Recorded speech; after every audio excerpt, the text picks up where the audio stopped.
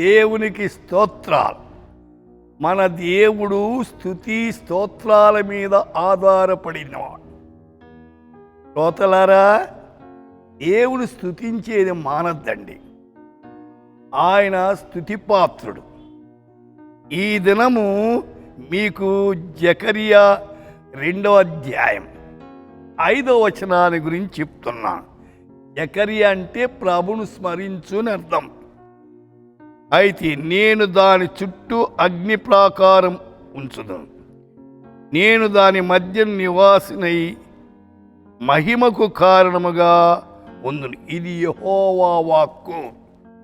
I myself will be wall of fire around it, declare the Lord, and I will be its glory within.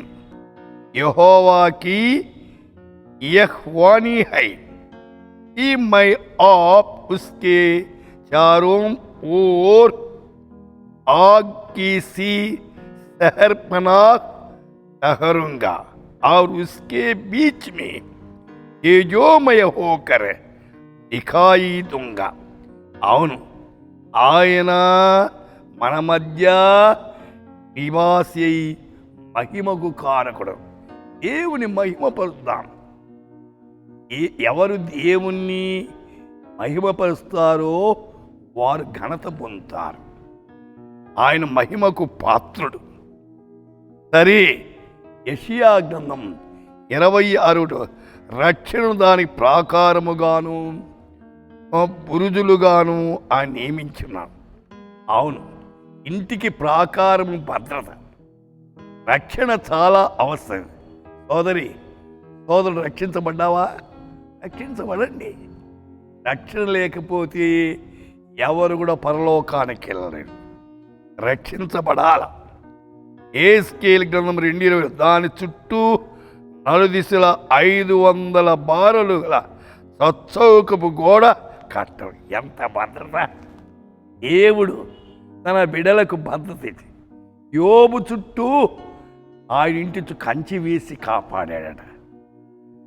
ఈ కుటుంబాలను, మీ పిల్లలను, మీరు తలపెట్టిన కార్యాన్ని ఆయన కాపాడాల. అందుచేతని కీర్తన 85:9 మన దేశములో మహిమ నివసించినట్లు ఆయన రక్షణ ఆయనకు భయపడే వారికి సమీపంగా ఉంది. ఆయన దేవుని భయం ఉండాలి. ఎవరి జీవితంలో, ఏ కుటుంబాల్లో దైవ భయం ఉందో వారు పాపానికి ఏలువబడరు. కాబట్టి దేవుని భయం కలిగి జీవించాలి. ప్రకటన గ్రంథములో 21:23 దేవుని మహిమయే దానిలో ప్రకాశించుని, గొర్రెపిల్లయే దానికి దీపం. ఈ పిల్ల ఎవరు? యేసుక్రీస్తు. ఇదిగో లోక పాపమును మోసుకొని పోవు దేవుని గొర్రెపిల్ల. సోదరుడా, ఈ గొర్రెపిల్లైన యేసయ్యను మీ జీవితాల్లో పదిలపరుచుకొని ఆయన కొరకు జీవించండి. ప్రార్థన చేద్దాం. మహిమ కలిగిన తండ్రి, మా శ్రోతలు ఈ దినమంతా మీ కాపుదల కింద భద్రపరిచి ప్రతి ఆటంకాన్ని తొలగించి మీకు మహిమకరంగా వాడుకొనమని యేసు నామమున ప్రార్థిస్తున్నాము తండ్రి. ఆమేన్.